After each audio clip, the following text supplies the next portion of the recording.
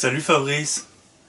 Nous sommes ici avec une tâche très importante, retracer l'année 2022 en cinéma. Ouais. Et tes films favoris, globalement. Ouais, mais j'ai mis des films qui représentaient l'année, mais il y en a qui sont quand même très mauvais dans ma liste. Oui, qui ne serait pas dans le... C'est une sorte de top 40, mais avec une partie qui est plus pour représenter que pour vraiment mettre le meilleur. Ouais, voilà.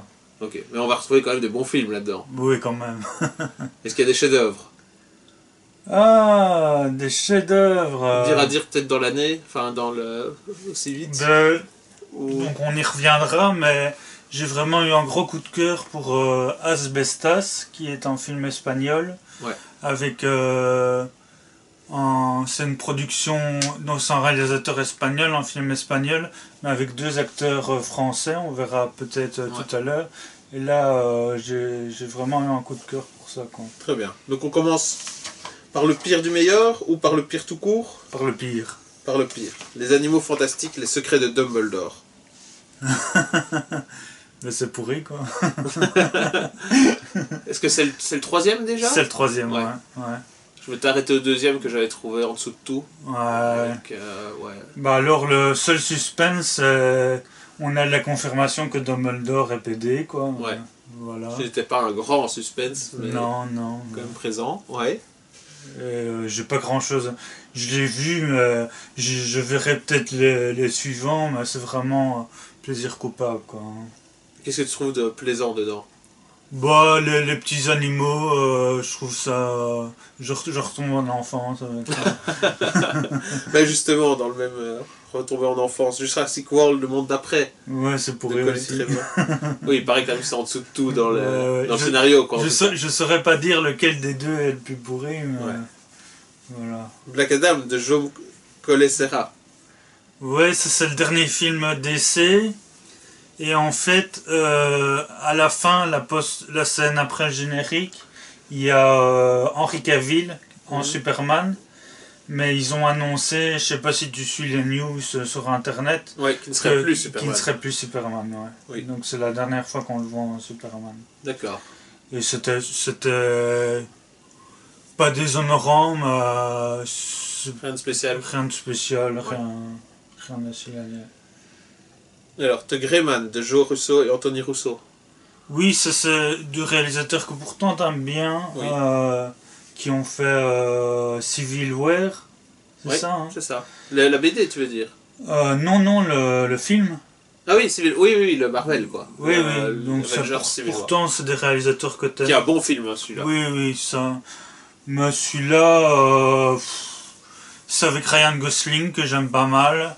Ouais. Anna Damas et quel est un peu le scénario, puisque je ne vois pas de quoi il s'agit. Le scénario, en fait, c'est sur en espèce de... Comment dire... oui, en fait, je dis Ryan Gosling est un espion à la solde des Américains, mais en fait, il fait partie d'une sélection d'hommes en fait qui ont été recrutés parce qu'ils ont commis des crimes, mais en fait que le recruteur trouvait que c'était des crimes qui ne méritaient pas d'aller en prison, quoi, en fait. Ok. En fait, Ryan Gosling a tué son père parce qu'il tabassait sa mère et son frère, quoi. Ouais, donc théoriquement il aurait dû aller en prison, mais il trouve que le gars est intéressant, qu'il faut l'utiliser, oui, en fait, il est en prison. Quelque chose. Ouais. Il est en prison, et lui trouve qu'il méritait pas d'aller en prison, et il est recruté par rapport à ça. Et en fait, je dirais que ça ressemble pas mal, je sais pas si tu as vu le film, Suicide Squad. Non, à Equalizer avec Denzel Washington. Ouais, j'ai pas vu le film, mais j'ai vu la série avant que je trouvais très réac et pas inintéressante par contre. Je trouvais le personnage un peu, il y a du caractère un peu quand même, mais c'était dans les scénarios réac des années 80-90. Mais oui, je crois que je vois un peu. Mais comment il combat et tout ça, tu vois. D'accord. Ok, donc film d'action, espionnage. Film d'action un peu bien sur le moment, mais oubliable, quoi. Ouais. Ok. Alors on passe au meilleur film de l'année, Thor, Love and Thunder de Taiki Waikiki. Mais en fait, je comptais sur toi pour le défendre, mais il semblerait que tu aies changé d'avis. Je n'ai pas changé d'avis du tout. Je crois que je t'ai dit directement. Non, j'aime bien Taika Waititi. Ouais. Et j'avais pas mal aimé dans le style, je crois que c'était loin le meilleur Thor en tout cas, ouais. Ragnarok. Ouais. Mais celui-ci, je crois que c'est vraiment volontairement de la part de Taika Waititi un coulage de film. Je crois qu'on lui a commandé son Thor, le deuxième Thor, qu'il en avait plus rien, ouais, Thor 4, que pour lui son deuxième, qu'il n'en avait plus grand chose à foutre, ou qu'il y a quelque chose où il a été contré dans sa vision, qu'on lui a mis un scénario qu'il n'avait pas envie, et que malgré le fait que Christian Bale est intéressant dedans, comme dans le rôle du mauvais, quoi, que le film est tellement disjoint en fait dans ses propos, et selon les scènes, dans ce qu'il veut montrer dedans, que ça a l'air d'être une sorte de pastiche de film, quoi, à certains moments. Et qu'il y a presque des messages, pour moi, enfin j'en ai déjà parlé, pour moi des messages presque du réalisateur vers le spectateur, un peu détourné pour dire voilà, ce film est une merde et je suis obligé de faire mes scènes contractuelles d'action, le gentil va gagner et il y a ça, mais qu'il va tellement loin parfois dans le... C'est pas briser le quatrième mur, quoi. C'est pas jusque là, c'est pas jusqu'à parler au spectateur ou quoi, parce que ce serait peut-être pire encore, mais c'est presque ça. Puisque à certains moments, donc le mauvais enlève des enfants, il les met dans une sorte de cage qui a l'air d'être, on pourrait voir ça comme une mini salle de cinéma, et à certains moments, Thor est projeté dedans pour parler aux enfants et leur redonner espoir, alors que clairement ils sont à la merci du méchant, qui écoute le message et qui pourrait décider après ça de les tuer pour directement résoudre, enfin pas résoudre, pour qui servent à pas en plus ces gosses, mais que c'est presque aussi presque un message, une représentation de voilà, vous êtes là au cinéma pour regarder ce petit truc de Gugus, mais la réalité est ailleurs et c'est vraiment qu'un spectacle de bouffon, il n'y a rien de vrai dans ce qui est mis dedans. Donc il y a un côté presque transparent pour moi de la vie que le réalisateur savait qu'il faisait un truc pourri et qu'il a fait exprès d'aller jusqu'au bout dans le truc pourri. Parce que au-delà du spectacle, il était un peu dégoûté par le côté spectacle obligé qui est présent dans les Marvel et qui est parfois et qui est là dans le personnage de Thor. Ça va tellement loin dans l'autodérision que pour moi c'est plus un film, quoi. Que par exemple, ça c'est une critique que j'ai vue aussi à d'autres endroits, hein, mais que le personnage de Jane, donc Nathalie Portman, est censée avoir un cancer, mais c'est traité tellement mal et tellement à la légère par moment, et tellement sérieux à d'autres moments, donc pour meubler un peu le film ou quoi, mais en gros c'est tellement mal mené que ça n'a tellement aucun rapport avec tout le reste du film, que pour moi en fait c'est un film foutraque et qui est bourré de défauts du début à la fin, mais je crois qu'il y a un côté volontaire là-dedans, quoi, que sachant qu'il ne pourrait pas faire un bon film, ou peut-être que c'est sa faute à lui, quoi, qu'il n'avait plus envie de faire ce film, mais que voilà, c'est volontaire de la part du réalisateur d'avoir fait de la merde, quoi. Okay. Et toi, je sais pas ce que tu... Toi, tu n'avais pas vu spécialement ça dans le... Mais en fait, moi, ce que je t'avais dit... Donc déjà, oui, Thor 3, j'avais aimé. Ouais. Mais...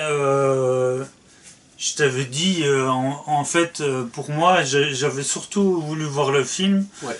Parce que Taika Waititi, il va faire, normalement, si tout se passe bien, oui, c'est juste. Peut-être qu'il avait besoin de faire ce film-là pour être encore, allez, dans l'actualité et avoir le renom nécessaire pour pouvoir faire quelque chose d'aussi énorme que l'Incal. Hein.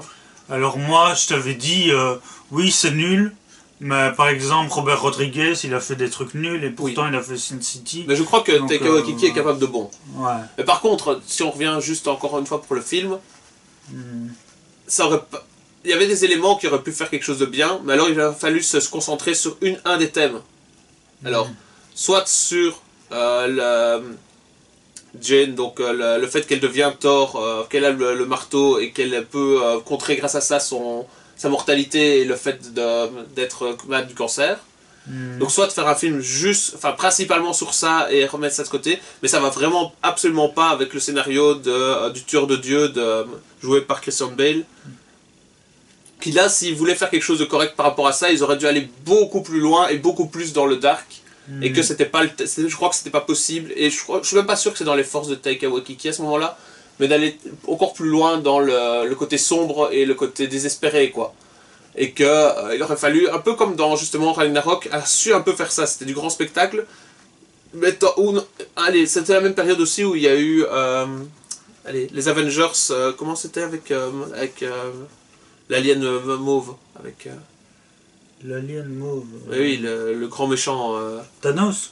Avec Thanos, où il y avait du grand spectacle, mais il y avait quand même des pertes humaines. Enfin, il y avait des personnages qui mouraient dedans ou qui étaient blessés, Thor perd un œil et tout ça voilà. Donc ce côté-là où il y a des conséquences en fait au foirage était présent dans certains des autres films Thor ou Marvel.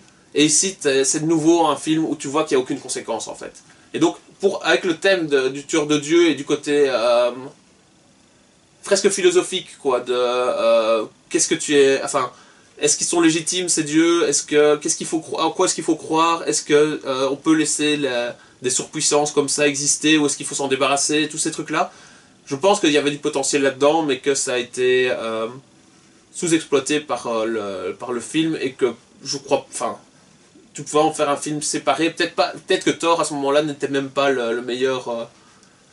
Enfin, pas Thor comme il a été créé dans Marvel. N'était peut-être pas le meilleur personnage à mettre avec un scénario pareil, quoi. Mais donc en bref, c'est malgré quelques potentiels, quoi, le film est raté largement. Ok. On peut passer au Secret de la cité perdue de Aaron Nee et Adam Nee. Ouais, ok. Donc c'est une comédie d'aventure avec Sandra Bullock. Ouais. En fait, ça m'a fait penser... C'est déjà beaucoup. Ça m'a fait penser... Tu sais à quoi ça m'a fait penser? À Le Magnifique, ouais, avec Jean-Paul Belmondo. Oui. Mais honnêtement moins bon, quoi. Ok, donc du cabotinage, tu veux dire ou Mais non, mais avec le fait qu'elle soit...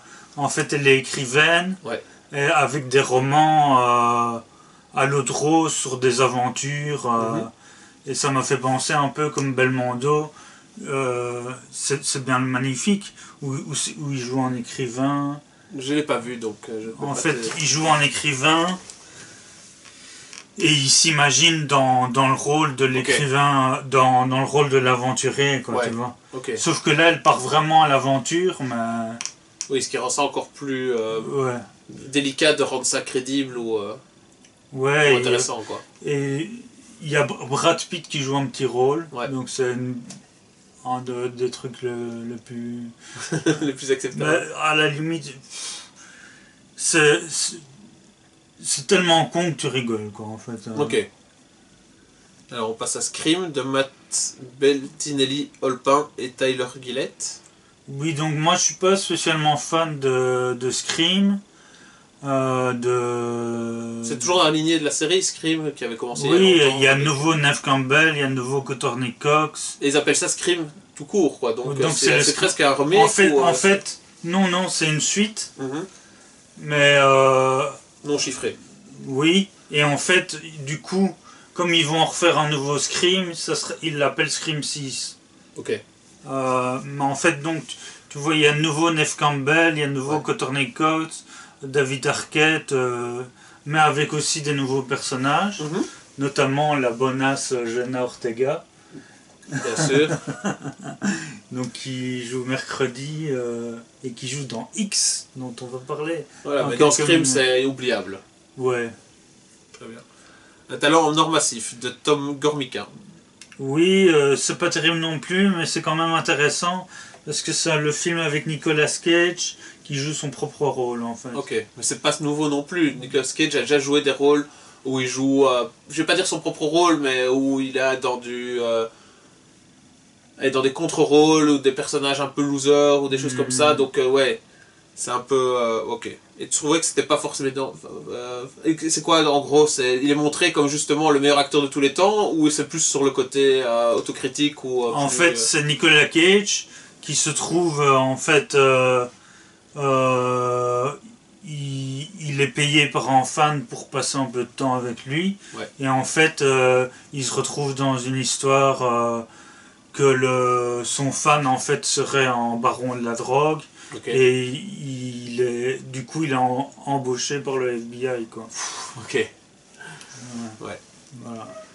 Alors, Don't Worry Darling de Olivia Wilde. Oui, Olivia Wilde, elle est dans le film aussi, mais elle a pris quand même C'est l'actrice. un petit coup de vieux. C'est bien l'actrice. Ouais. Qui jouait dans Dr. Royce. Ouais. Qui était assez bonasse à un moment donné. Effectivement, c'est remarqué quand même dans les belles nouvelles actrices, quoi, et tout ça, ouais, mais maintenant elle est plus toute jeune, quoi. Mais bon, ouais. Elle est encore jolie, c'est pas ça que je dis.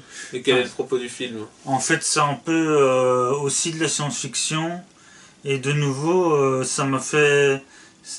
En fait, t'es jamais vraiment surpris. Ça m'a fait pas mal penser à Get Out, sauf qu'il n'y a pas l'histoire de racisme. Et un peu Matrix aussi, en fait. D'accord. Donc en fait, ils sont dans... c'est un couple qui se trouve dans un village isolé, ou une espèce de communauté. Et elle se rend compte qu'il se passe des trucs un peu bizarres, quoi. Enfin, je vais pas en dire trop si jamais vous voulez. Un film à suspense et... Ouais, mais on n'est jamais vrai. C'est agréable, mais on n'est jamais vraiment surpris, quoi. Voilà. Ok. Alors, La Ruse de John Madden. Ça, c'est un film aussi d'après une histoire vraie. Pendant la Deuxième Guerre mondiale, c'est une affaire un peu d'espionnage. En fait, ils essayent d'influencer les Allemands qui vont retrouver le corps d'un homme qui avec une lettre leur disant qu'ils vont faire tel truc alors qu'ils vont pas le faire. Ouais, un peu un commenté pour essayer de faire des informations, quoi. Ouais, voilà. Ok. Et ça vaut la peine ou c'est un film de plus sur la guerre et qui est avec moi c'est agréable sans plus, quoi. Ok. Doctor Strange in the Multiverse of Madness de Sam Raimi que j'ai vu. Ouais, mais je te dis pourquoi Sam Raimi veut faire du Marvel, quoi. En fait, c'est un bon Marvel, mais de Sam Raimi on pourrait s'attendre à mieux. Mais je trouve que pour moi les Spider-Man sont pas si bons que ça. Non, moi non plus. Parce qu'on a dit à un moment donné que c'était des chefs-d'œuvre. Non. Si, j'en connais qui le disent. Et pour moi, Sam Raimi, c'est par exemple Evil Dead, quoi. Voilà. Et c'est quand même autre chose, quoi. Là, c'était la créativité. Il y avait de la créativité, quoi. Ouais. Mais c'est agréable. Et figure-toi que comme j'étais... Mais là, je trouve que c'est quand même un changement de ton dans le Marvel. Puis qu'il y a un côté quand même assumé d'être dans du... avec une dose de cruauté, c'est parfois presque du film d'horreur, quoi. Dans le style, jusqu'où va le personnage de Scarlet Witch. Ouais. C'est vraiment particulier et je trouve que c'est pas dans le ton Marvel habituel, malgré tout, quoi. Donc il y a peut-être une ambition là-dedans, quoi.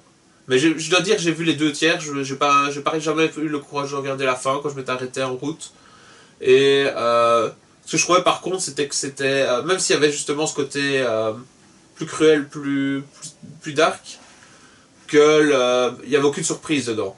Dans le sens, le scénario n'était pas si mauvais dans les tenants aboutissants, quoi, mais que d'un coup mettre tout puissante, quoi, en gros la sorcière rouge, pourquoi elle? Ça aurait pu être un autre personnage de magicien, ça aurait pu être le Docteur Strange, ça aurait pu être encore pas mal d'autres, quoi, qui peuvent être mis comme invincibles ou presque par leur pouvoir. Alors tu vois, par exemple, on aurait pu mettre un Thor qui tourne dingue et qui commence à massacrer à tout va, ou qui va faire des enjeux pour une raison ou une autre. Et je trouvais les motivations, en fait, qui étaient faibles de la sorcière rouge, quoi. C'est... Bref, le film ne convainquait pas du tout sur les enjeux, et restait convenu dans le fait, c'est en gros, tu prends un personnage et tu le mets comme tellement plus puissant que tout, et tu la mets en œuvre après jusque dans l'engrenage, quoi, d'événements et de cruauté de quelle elle va. C'est pas inintéressant, mais c'est exactement ce à quoi je m'attendais une fois que je connais les prémices, quoi. Donc j'ai pas été surpris dedans et je trouvais pas la performance de l'actrice si fantastique que ça, quoi. Donc je trouvais que c'était différent des autres Marvel et que ça avait quand même un intérêt de moins voir de quoi il s'agissait. Mais je sais pas, peut-être que la fin était formidable, mais moi j'ai pas beaucoup aimé, quoi. Sur le plan scénario. Moi j'ai trouvé ça plaisant, mais pas inoubliable, quoi. Voilà. Ouais.